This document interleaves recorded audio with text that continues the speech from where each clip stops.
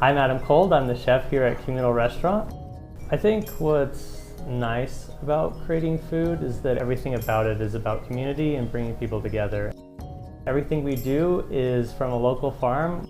I know each and every one of the farmers. I've been to each and every one of their farms.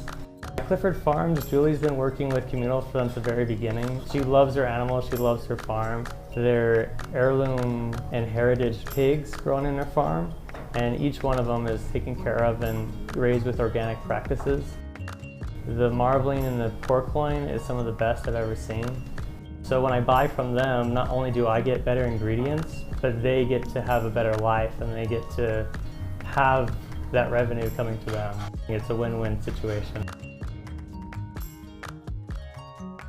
The communal table is just a big table that everyone shares together, and the philosophy behind that is being able to share an experience with them. You're coming together, you're sitting with other people who might be from out of town, might be at the convention center, might be just driving through Provo, or maybe they've lived in Utah County their whole life and you've never talked to them before that day, but you're making that connection.